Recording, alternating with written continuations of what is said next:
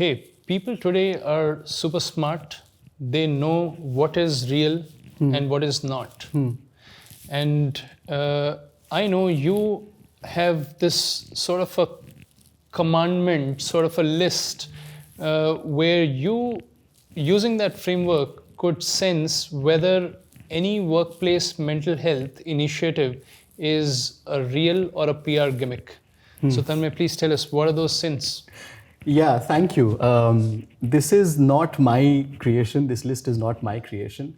I think the reason why I got interested in this question of whether a workplace mental health program is sincere or is it just a feel good or a PR kind of gimmick or stunt is because of some data points that I discovered in the media in news. And I'm just going to look at my notes here. So BBC, for instance, said 88% of companies in the US are investing more in mental health in the aftermath of the pandemic. Okay. Over 80% are spending more on stress management and resilience resources. More than half the companies surveyed are offering new mindfulness and meditation programs. So clearly a huge amount of money is going into these programs. Okay. In India, Mint reported on a recent well-being diagnostic survey where 75% of the surveyed companies said that they had a mental health strategy, compared to 29%, only 29% in 2018. And what was interesting to me was this particular language that I read in that Mint report, which said organizations aren't just talking about work-life balance, they are asking employees to put it into practice. And it didn't make sense to me how are employees supposed to put work-life balance into practice. Okay. Because the employer has to lead that process and make it possible. So, when I read this, it reminded me of these glossy posters that we used to see, where there would be this sort of silken voice in the background that would encourage us to join us and let's build a better world together.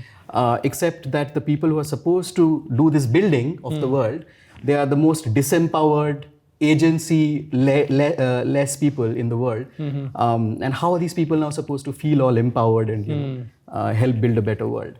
So when I started doing a little bit of digging to understand, is there a framework through which we can cut through the bullshit and understand whether a companies' mental health initiatives are actually real.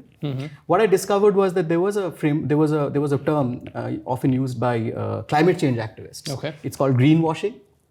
Greenwashing. Greenwashing. Yeah. So greenwashing is essentially this duplicitous sort of marketing or PR practice, where a company will do everything they can to destroy the natural environment. And then put out nice feel-good ads about how they're saving the sort of habitat of animals or how they're planting trees in some part of the world, etc., while they go and destroy the natural environment as part of their business processes. And I discovered this 2007 article by this environmental marketing company called TerraChoice. And what TerraChoice had done was they had come up with a list of sins that companies commit that give away the fact that they are actually greenwashing. And I wrote an article, reproduced the list, and I added one more to that list. And the sins are as follow.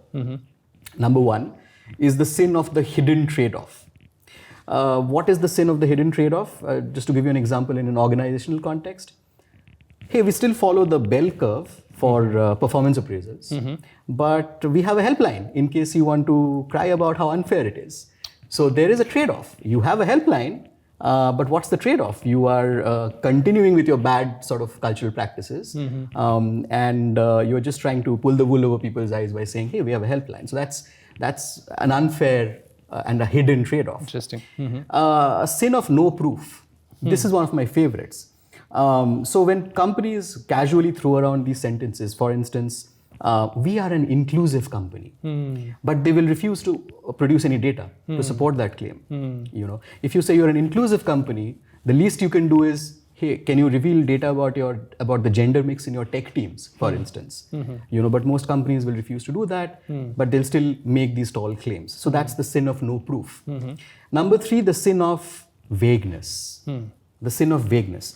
The sin of vagueness in the workplace context, which really riles me, is we are a people-driven organization. What does that mean?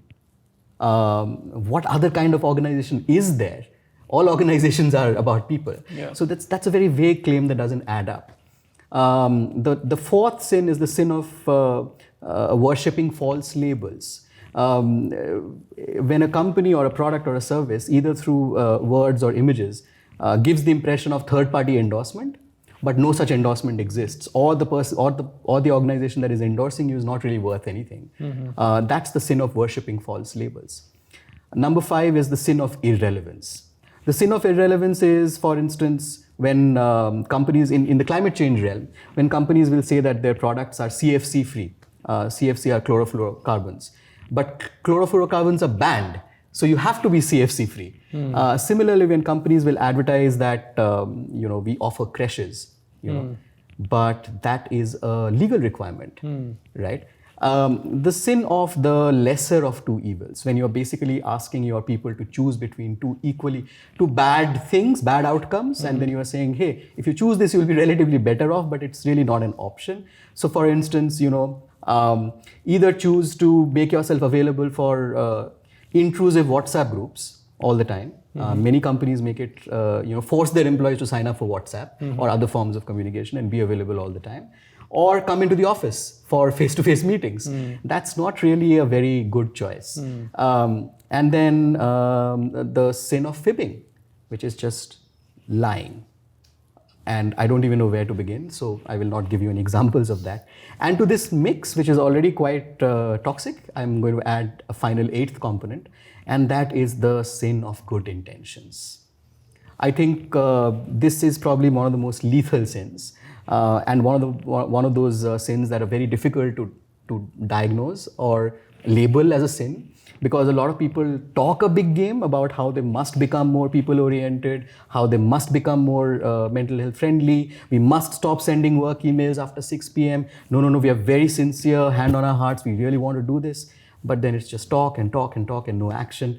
And often these good intentions are paraded in the media to burnish the company's image and reputation. But if you follow up and find out whether anything has been executed, the answer is not very flattering.